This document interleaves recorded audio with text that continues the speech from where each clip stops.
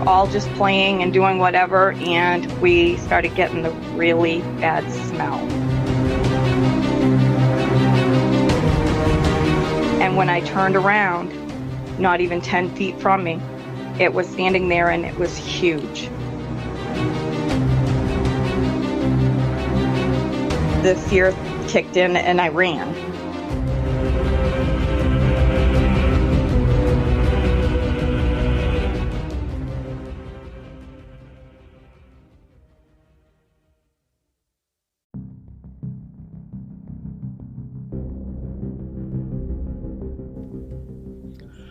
Welcome to the Cryptid Creatures Podcast. I'm Brian, and with me as always is my co-host, Todd. What's going on, buddy? Hey, Brian. What's happening, man? And, just getting ready for another great show tonight. Me too. I was doing some thinking earlier today about the guests that we've talked to, and we've talked to a spectrum of people around the United States. We've had, we've had Florida, skunk encounter. Yep. Maine. We did Maine. Yep. We did Oregon. Yep. Hiking with Bigfoot. Yep. Indiana. Yes, Indiana. Michigan. Missouri. Where else? Anywhere else have we done? Texas. Texas, we did the Lizard Man, yes. So we've been around a little bit already in our first 10, 11 episodes, And tonight we're going to be talking to another Maine person.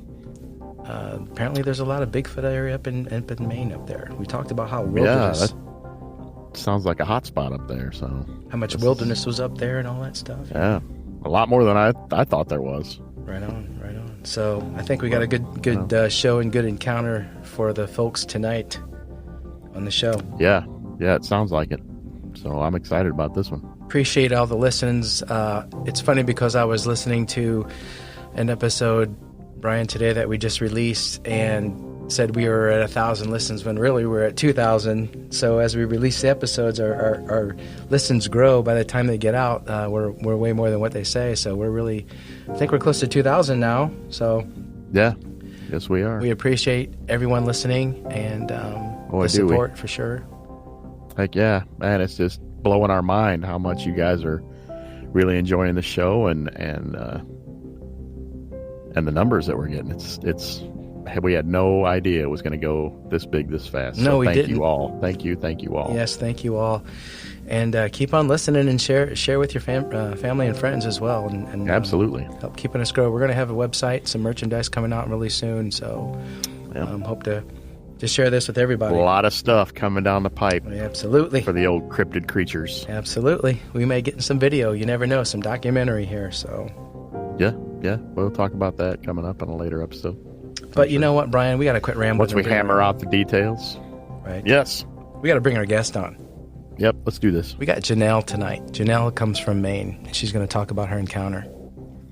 Yeah, that sounds like fun. Sounds like fun. I'm excited. You ready to bring her on?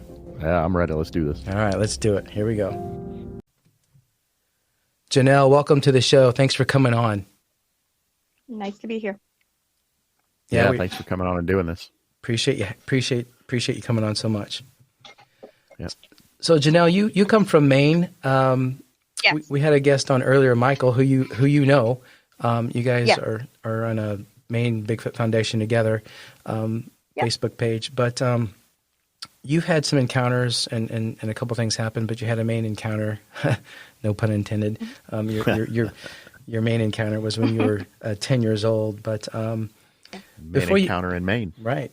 Before you go into that, I mean, tell us about your upbringing. I know you were young when you saw it. Did you believe in Bigfoot before you had your encounter, or what did you know about I had never heard of it up until my dad had his incident just a couple of weeks prior to mine. Okay, wow. Why don't you tell us? No clue, had never heard the name, didn't have any idea what it was. Okay.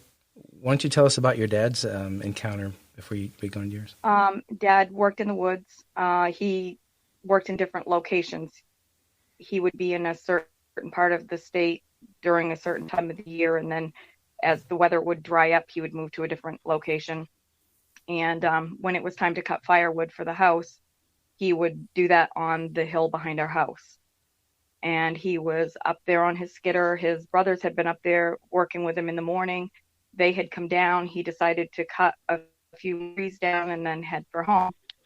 While he was on his skidder, he started hearing howls.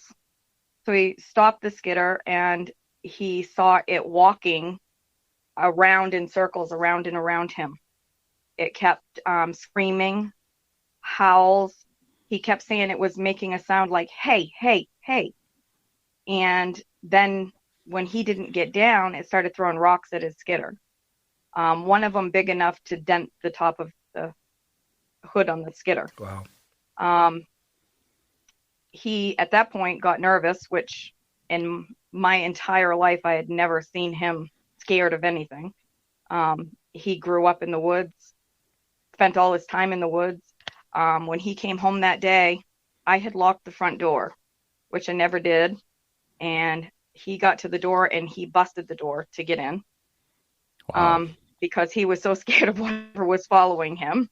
But as he came down the hill headed for home, it paralleled him and followed him all the way down the hill the whole time, breaking trees over. He said they were 4 or 6 inches around and it was just busting them down, doing the same thing. The howls, the screams, the hey, hey thing. I'm not sure exactly what that means, but I've heard other people say it since. So once he got home, he proceeded to tell us what he had seen. And he called a friend of his who was in the warden service. And he came to the house and took a report and did as much as he could do. They went up and they looked at the trees. They found a few tracks, but there was nothing castable. Probably about 3 or 4 days after that, it was probably 11, 12 o'clock at night. Dad had said that something was in the pig pen, and he yelled to me to grab his big light and go with him. So we ran outside, and he had me shine the light down towards the pig pen, and you could hear the pig just squealing and screaming. And it was like you could hear it banging off the walls of the pig pen. And wow. So I lifted the light, and just as I lifted the light, he lifted his gun, and he couldn't shoot because whatever it was ran out of the pig pen and on 2 legs and for the woods. And shortly after that, it was either the next morning or the morning after, I found a 14-inch track in the garden, which was right beside the pig pen. The wardens came out again. They casted the track. Took some pictures. The newspapers had got involved at this point. I know you're on the group now, Todd. I don't know if you saw the newspaper articles that are on there. Those were from my dad. Okay. Yeah, I think I did. I'm going to go check them out again for sure. Yeah, they're in there. They're in the photos. If you look, you'll see them. Okay. Anyway, so at that point, my dad had said, I don't want you guys in the woods. I want you to stay out, stay away from the woods as much as you can. Don't go down in the back of the field. So us being kids, we didn't listen. Did this all happen around the same time, just kind of out of nowhere? Or had you guys had things going on in prior years? Nope. Before nothing was, no clue, nothing? Like out of nowhere, stuff just started taking place? Nothing in prior years. And I don't know if it's a fact or not. My dad had a guess about what was going on. At the same time this was happening, there were forest fires burning up in the Moxie area, which is north of us, and in the western part of the state up north. His theory was he thought it had burned them down. I think that's a I good don't theory. know. I mean, because nobody had ever sense. seen anything like that anywhere near there. I mean, where my dad had his sighting, my cousin had got lost up there for 3 days. He'd never saw anything the whole time he was up there. Right. Not even the deer he was looking for. Wow. But Wow. anyway, so we decided to go in, and while we were there, we were all just playing and doing whatever, and we started getting the really bad smell. And I looked at my older cousin, he's the same age as me, and I said, we better get out of here. You know, Dad's going to get mad. So we started running up through the garden back towards the house, and just as we started to get into the garden, I remembered, and I can't remember to this day. It's so fuzzy. I can't remember what I went back for.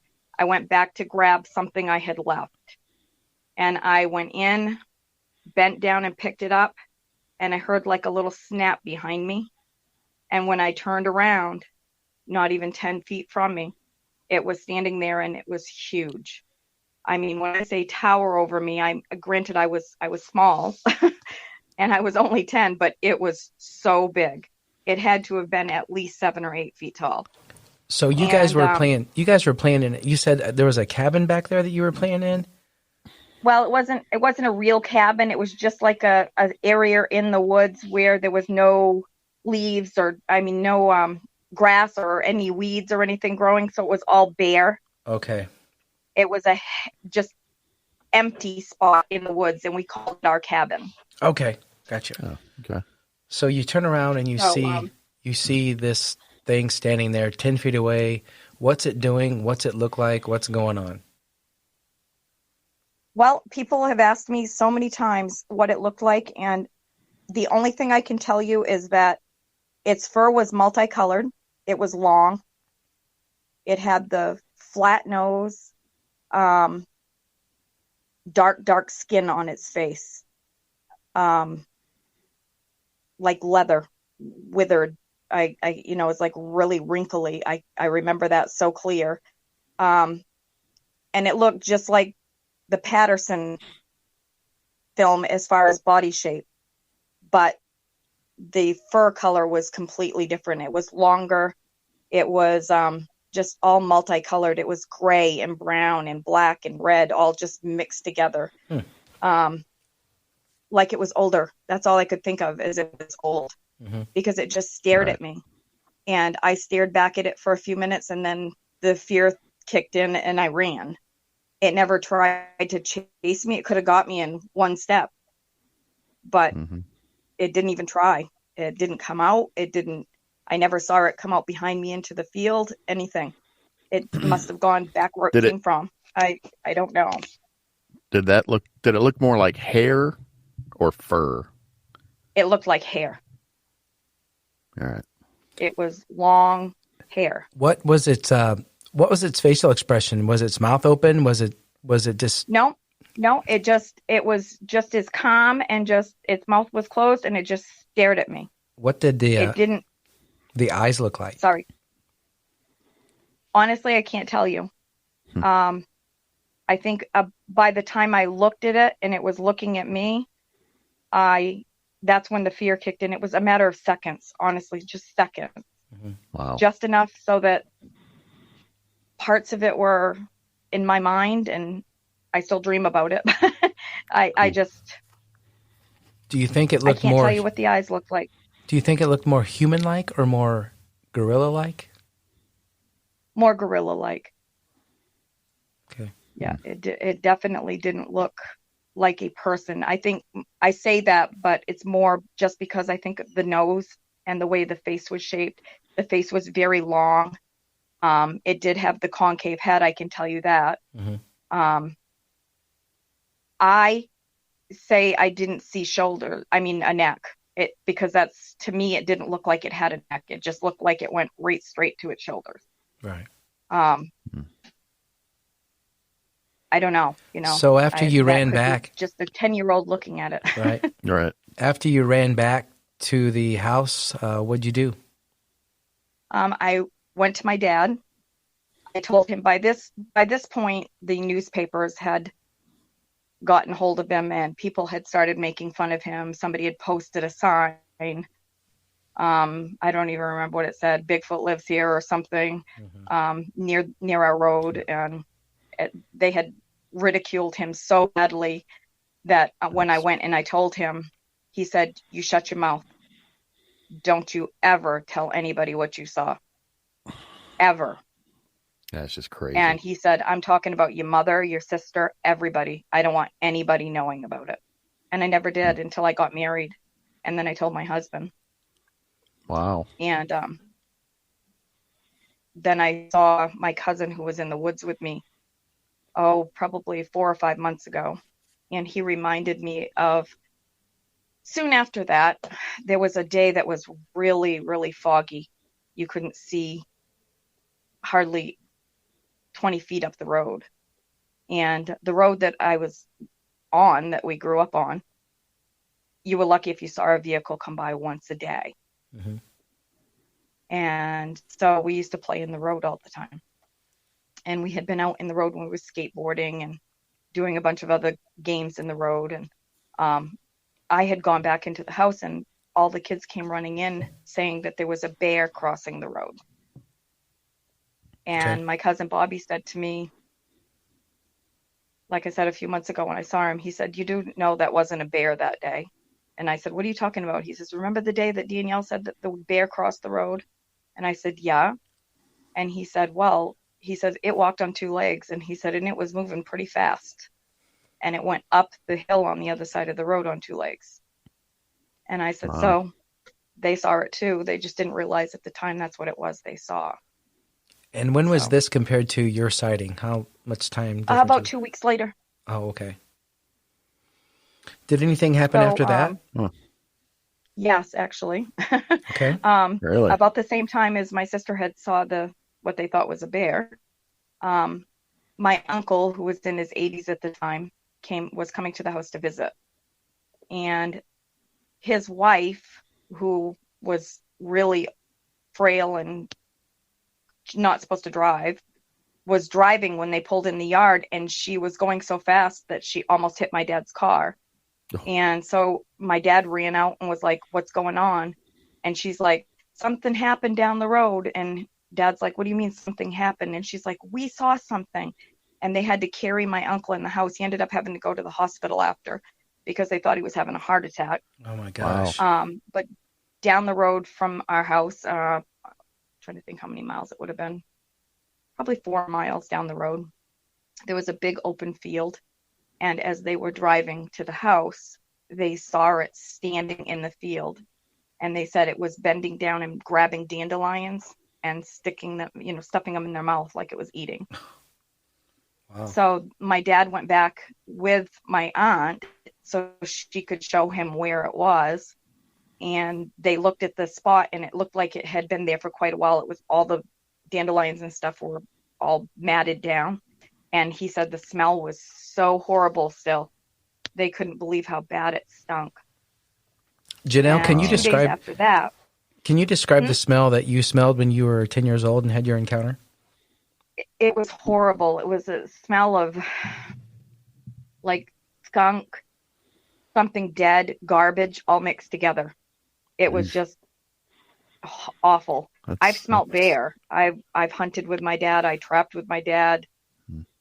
I've smelt a lot of bear. It was nothing like a bear. It just was like you were going to be sick, violently sick, just smelling it for too long. We've heard that before. Yeah, we get that. Yeah, we get that same report from. We got that same report from just about everybody. Yeah.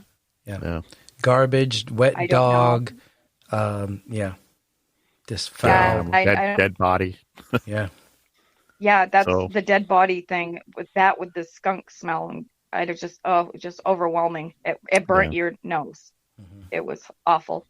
Yeah. Couple days after my uncle had saw it, a neighbor down the road from us at the intersection of our road and another road had been outside playing with her kids. She decided to run in the house and grab her laundry basket and hang her laundry up. And when she walked back outside with her laundry, she said a female and a young walked across her back lawn, across the road, and up the hill onto the other side of the road towards the ski area that we have in town. Wow. And then my dad had another sighting. Oh, did he? What was that one? Right after that one, he was with one of his friends and his wife. Dad used to, he'd trap for like skunk in the summertime so that he could get the scent to use for traps in the winter when he was doing his regular trapping. Mm-hmm. And so he had set a few traps, and him and his friend were going to check the trap line. And his wife went with him. And when they crossed the road and went up onto this other road where the ski area is, they got almost to the field that they had to turn down in. And it was standing in the road in front of them, urinating. Wow. And my dad stopped the truck, went to get out, and it ran back towards the ski area. Your dad got out of the truck. What was he going to do? He got out. Yeah, what was he going to do? I don't know. I don't have a clue. Did he have a gun with him? Huh? He always had a gun with him. Even on his skidder, which is why I never figured out why. I think it's because he wouldn't shoot the night we saw it running down the field from the pig pen. We had to kill the pig. It had mutilated the pig. Really? Wow. There was blood on the walls, on the ceiling. So your mom never hit the wall. Your mom never knew any of this, Janelle? She knew about my dad's, but she never knew about mine. She knew about everything that had happened with Dad. Okay. So but she did. He told me to keep my mouth shut, and I did. Yeah. And it scared me to the point where, one night I was in the living room alone watching TV. Everyone else had gone to bed, and my mom had a set of candle holders. They were tinted glass, red glass, and they were up on top of the cupboard in the kitchen. And the light from the living room was shining through and shining 2 red dots on the window. And I was determined it was out there. Staring So I went flying down the hall, and I got my dad, and he went running outside. And he's like, wait a minute, it's like 12 feet up to that window. He's like, that would be impossible. Let's hope so. Then they realized it was the candle holders. I'd be like, yeah, we got to move those candle holders. Well, I would be that way too. I mean, I'd be. How are things nowadays? Have you had anything since then? I mean, in your where my dad had his sighting up on the hill. If you go down over the other side of that hill, is the place where I take my kids fishing, my grandkids fishing. My son was in high school. Actually, he just graduated from high school, and one of his friends was graduating. And his friend's parents have a camp, and that they call it the Notch, and they have a camp in there. So they were having a graduation party. They were all drinking, got a little out of control. They used to have this at the back of this kid's camp. There's a large ravine, and there's a big bog that runs down through it. And they used to target practice. There was a sign they had put up they'd gone over on the other side of the ravine with a boat and put a sign up so that they could shoot at it. So they were target practicing, and all of a sudden they saw something walking through the bog. And the bog is about 5 feet deep at that time. It's deeper now. This was 2002, I believe. And as they're walking through the bog, as it was walking through the bog, a couple of the kids decided to take spotlights and light it up and realized that it had red glowing eyes and was walking in the middle of the bog and still had 5 feet sticking out of the water. Oh, wow. Wow. And it freaked them out so bad that they all came home. And my son today will discuss it and start crying. And his friend that owns the camp won't talk about it at all. He did for a little while, and now he won't even discuss it. Because from what he told my son, a few weeks after that incident, him and his mom were sitting in the living room area of the camp and saw it walk by the window. And his mom won't go back to the camp now. She hasn't done in years. That's crazy. Wow. Sure. So I know you were young when you saw yours, but did it change you? I mean, did it change you for life? It did. You know? It did. Yeah. Oh, it'd have to. Did you go back out in the woods at all? I can't. I'm obsessed. Okay. I need to find it. So you still go looking for Bigfoot? I do. Do you? Okay. I do. Awesome. Nice. My daughter and I took my granddaughter fishing down in that brook I was just talking about last summer, and I got a 16-inch track by the edge of the brook, 6.5 inches wide, that I was able to cast. So That's awesome. Nice. I know it's still there. Did you put that on the main foundation page as well? I think there's a picture of it on there. Okay. Pretty sure I did. So these things moved down when the fires were raging and never went home after the fires. That's Which what is- we think. Yeah. I mean, That's what it sounds they like. may have been here the whole time. I just find it, and it's like people talk about the whole UFO thing, and I've always questioned that also because I used to lay in my bed at night and I could see right out that window right towards the hill, and I could watch, and I swore I used to watch UFOs going down in behind there and flying all along that whole ridge. And Really? Like, Wow. Like is just it a connection? I weird don't know. lights, or what would you see? Did you see a shape of a ship or? I could see a light and it would come, the way it moved, you could tell it wasn't a plane because it would come up from it looked like it was coming up from behind the ridge, and then it would go along the whole top of the ridge line, and then it would be just zoom and it would be gone. A few hours later, you'd see it and it would come back along the top again, and then it would go down in behind. Then it would be gone. It'd be interesting to be out there at night just to see if there is a correlation between the two. Right. I know I'd love to be able to say that I know for a fact that's what it is, but I think I'm one of millions of people who just wonder, Right. Right. Well, I know Mike doesn't agree with that at all. No, and he's not into the theory. Nope, he doesn't believe that. No, I think we asked him that, and Did he we? wasn't. Yeah, he Well, said no. Yeah. We were talking to him about the And I state don't know of if I Maine. believe it. It's just I don't want to rule out any option. No, I don't Right? either. Sure. Yeah, me either. We were talking to Mike about the state of Maine and how I didn't realize how wooded. I mean, it's all woods pretty much, right, Janelle? Yeah, we had no It idea. is like the pictures I sent you. Right. It's amazing because if you're driving in most places, you cannot see into the woods because it's so Wow. thick. So there is plenty of places for them to hide up there. There is, yeah. Interesting. Janelle, what do you think Bigfoot is? Do you think he's a flesh and blood? Do you think he's spiritual? Do you think it's there's portals? They come and go. What's your theory? Your whole theory on Bigfoot? I personally think that it's some distant human relation to human being. Although I say that, and I can't help wonder if it's some form of an ape that just has never been discovered. I just know that it's like you watch all the shows and they have all of their theories, but to me, there's only two that make sense, even though I believe very much in ghosts and all of that stuff. Until I see a portal, you know what I mean? It's going to be really hard to believe that portals are there. Right. I've seen ghosts. You've seen ghosts too. Okay. I think I have. Yeah. Well, tell us about that real quick. Why not while we're here?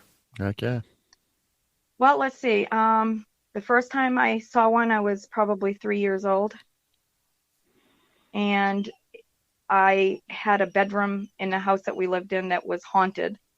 And it was so haunted that my parents had to move my bed into their room because I started having nightmares about it. Wow. I can't remember exactly what happened then, but my mom said that I kept talking about a man. And then it went to when I was 8, my grandmother had died, and my uncle had inherited the family home. And he had got married, and she had several kids from a previous marriage. And her and my uncle stayed in my grandparents' old bedroom. And I was staying overnight one night, and we were upstairs in my cousin Chris's room. And I got to give you the little layout of this. Okay. It was the 70s. Sure. And we had Kiss playing and the strobe lights on. Oh, heck yeah. And the mattress on the floor. And We can associate. we're all done sitting that, there. We're yep. just Yep. listening to the music. And the door is cracked open, and you can see footprints coming across the shag rug. Oh, no. And then all of a sudden you see a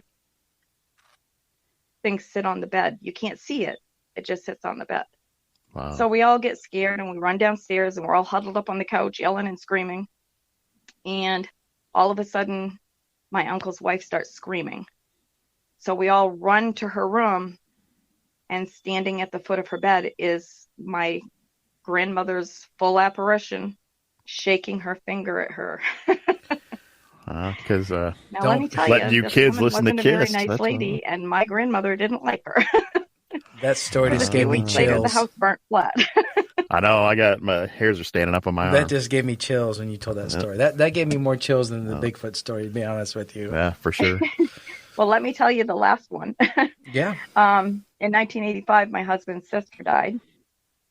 She was only 28, had 3 little kids. She was more like a sister, or more like a mom to me than anything else. And we spent a lot of time together.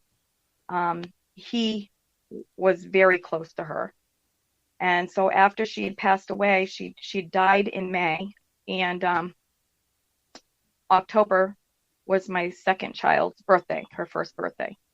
And she had been with me when I had the babies. So we had a birthday party for her that day. And my brother-in-law had come over and he said, I just want you to know the presents that I'm giving to Heidi today came from Cindy. And I said, what do you mean they came from Cindy? And he said, I found them all wrapped in the closet with her name on. Oh. So I said, okay. Wow. So she got her presents and we had our whole day. And we had an apartment above my in-laws' garage at the time. And so we had finished up the party. I took the kids up. I put my son to bed because he had fallen asleep already. My daughter was sitting on the living room rug. We had an open living room and kitchen, so I could stand in the kitchen. I was doing the dishes, had the lights off except for the one above the sink, and the TV was on, and she was watching TV. And I hear her giggling. So I turned around and was like, what are you giggling at? And as I turned around, I saw my sister-in-law standing over her with tears running down her face. And she said, Auntie Cindy loves you, honey. Happy birthday. And she bent down and gave her a kiss, and she was gone. And Wow, man. I started crying and screaming. And my husband, who was still at his dad's house, came running up to ask me what was wrong. So I told him, which threw him off. And Hold on, I need a minute. Hold on. No kidding. Jeez. No, that's. But Just, I heard her. I saw her. I could see she was crying. And that's crazy. Wow. Amazing stuff you've been through, Janelle. Yeah, Amazing no kidding. stuff. yeah. Amazing stuff. See, and that's always been my thing. I wish someone would do a study to see how many people who have Bigfoot sightings have had paranormal experiences with ghosts. Okay. Well, one thing that we know we can do. I wonder if it takes a certain type of person, someone who's had some kind of Maybe. spiritual experience to be able to see them. That's a good point, Janelle. Yeah. Mm-hmm. You're going to make me start asking people that question, and going back to our other guests who've had those encounters and asking that question too. Hey, by the way, have you ever had a paranormal encounter? And Brian, I think a couple of them already have they not? That we've talked to as well. Yes, I believe that. I don't think we ever went down that. Well, that and I don't know if Mike told you about his experience. No, he did not. We were invited to Fort Knox here in Maine last July, I think it was, to do a paranormal fair that they had going on. And they were going to, after dark, they were going to start bonfires, and we were going to do a Bigfoot talk and a ghost talk. And after that, we were going to do a tour of the fort because it's extremely haunted. Okay. So we went around, we did our thing. We went and did the tour. And while we were on the tour, we were in one of the upper battle areas. And we were asking questions, and we got the name of a boy. And you could hear a young boy's voice. At that time, we were told that a young boy had drowned in the river out front. Wow. I don't know exactly when, but his grandfather had jumped in to try to save him, and they both drowned. Oh, wow. And so we went to bed. Mike and his cousin and his daughter were there, and they were over in another area, but close enough to my tent. I had my grandson with me. And in the middle of the night, I heard Mike start yelling in his sleep. So I started recording him. Okay. And he was talking in a small child's voice. And he was yelling, help me, please help me. Wow. And so his cousin went to wake him up, and he just yelled again and then woke up and was like, what's going on? And he's like, I don't know what's going on, but you're talking in your sleep. But it wasn't until the next morning that we actually realized that it was like that little boy talking through him. Is Mike going to get mad at you for telling this story, Janelle? Nah. Nah. I don't think she's worried about that. Those are some amazing stories. No gonna, kidding. Wow. I definitely want to check out your main Bigfoot Foundation page. I do too. Yeah. Yeah, for sure, and see what's going on there. Yeah, we did. We finally, the lawyers have been paid, and we are now Maine Bigfoot Foundation Incorporated. Okay, good. All the nice. paperwork's supposed to be completed by the 15th of May. Congratulations. So very cool. we Congratulations. will be an actual That is foundation. awesome. You guys, Good. and you guys feel free to and, post on our Facebook and group page all you want to, Sure. and get that out there for Yeah, sure. absolutely. We're looking for your stories and all that stuff too. So please Okay. feel free to do that. Okay. And if anybody else in the foundation wants to come on and talk to us, they're more than welcome. Sure. Sure. We have a lot of people who've had experiences. So Oh yeah. And we would be glad to hear them. Yeah, we're always looking That for. would be my awesome. husband and I had gone camping in 2002, 2003 somewhere. Way up north and around what they call Indian Pond area. And we were with some friends that I used to work with. And I guess it was around 10:30 at night. It was really black out. You couldn't see in front of you. We had the campfire going, and all of a sudden something threw a rock up over the bank from the other side at us and had a really deep, low growl. And it was one of those things where I knew what it was, but my husband was like, no, it can't be. And now he says, that's what that was. Yeah. Yeah. Yeah, it was. He didn't believe before, but now he does. Yeah. Bears don't throw rocks. Yeah, it's impossible. Yep. But it did. It threw it in. It's quite a deep bank. We actually went back last summer and looked at it just to see how far down over it was, and Wow. quite a ways down there. Well, you guys keep doing your thing, and if you see and encounter stuff, you guys got to let us know for sure, and we'll keep watching that. Absolutely. We will do that. Your page for sure, and we appreciate you coming on so much, Janelle. No problem. Means a Thank lot you. to us, and Great our story. guests as well. So, I think my family and I are going to try to make a trip out to the East Coast. I told Michael we may come to Portland, Maine, and hang out a little bit. So if I do, I might get in contact with him and walk around a little bit and see what we can see. That'd be cool. But Yeah. Go to the Bigfoot Museum. oh, I definitely. Oh, yeah. I definitely want to see that. That's in Portland, Maine, correct? Yeah, it's in Oh, Portland. I'm going there for sure. Yeah. That's the first stop we're making. Man. My wife's going to be like, One of our imagine that. members who's the secretary for the foundation, Michelle Solaire, she just wrote a book about Bigfoot in Maine, Okay. and that is due to be out. It's on at press right now. It'll be out. Think May you could talk her 25th, I into? think it is. You think you could talk But her into she's coming really on and good talking friends to with us? the owner, Lauren Coleman, and they worked on the book together. So Oh, okay. Great. Think you could talk her into coming on and talking to us? I'm sure she would. Oh, awesome. That would be sure. amazing. Heck I'll yeah. ask her. Sure. Okay, great. That would be awesome. Yeah. We appreciate that. Okay. Well, Janelle, thanks for coming on again so much. Not a problem. Thank you for having me. We had a great time Yeah, we listening really to your appreciate stories, it. and we're going to stay in touch and talk to you again. We absolutely will. Sounds good. All right, you take care. Thank you. All right, You see too. ya. Bye. Thanks.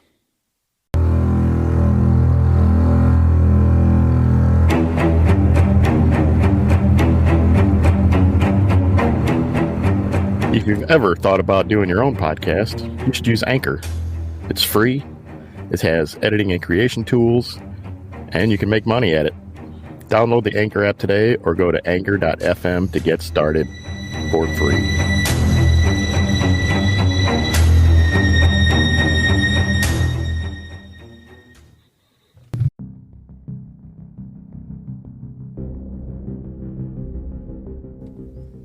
Brian, again, another awesome show. Janelle was awesome and had a lot of stories, including some ghost stories, which that kind of gave me some chills, man. Yeah, no kidding. I was like, the hair was standing up on my arms after she told those two. That was awesome. We've talked to so many people about so many different things, and it's so intriguing, but as soon as this first ghost story come out, it just kind of struck me, and I'm not really big into the ghost thing, but, we'll have it on the show and we'll talk about it. Oh, yeah, that's what the show's all about. It covers everything. I mean, that's why we call it the Cryptid Creatures and not the Bigfoot Show. Exactly. And we should check into that, what she said about, do you think that a lot of people that had Bigfoot encounters have also had spiritual encounters as well?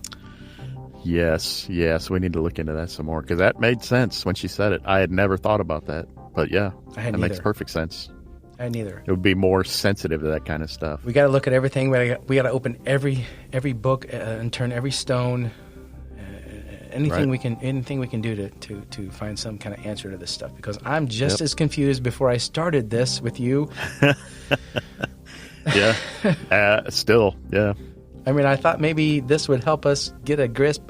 I have questions, and I want answers, and I know you do too, and so does everyone else out there. Yep, and so does everybody else. And the more I hear, the more confused I get. I just don't know what to say about this, but I'm going to keep plugging. Well, hopefully, as we go along, we'll be able to put some put something together and make some sense out of it. Hopefully, for sure.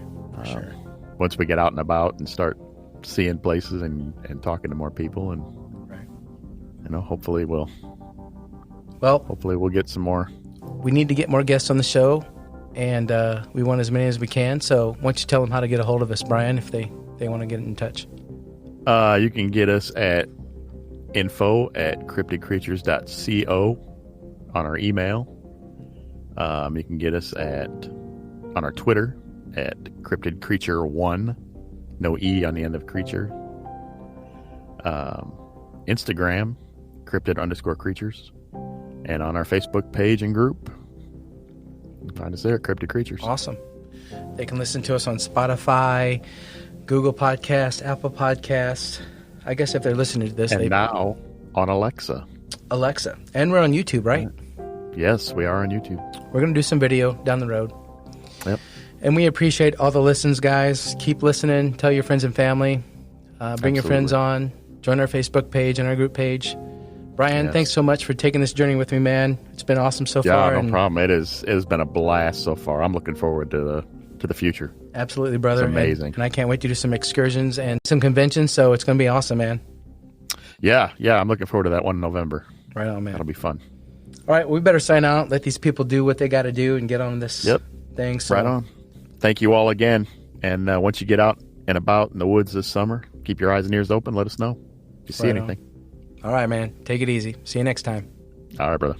Later.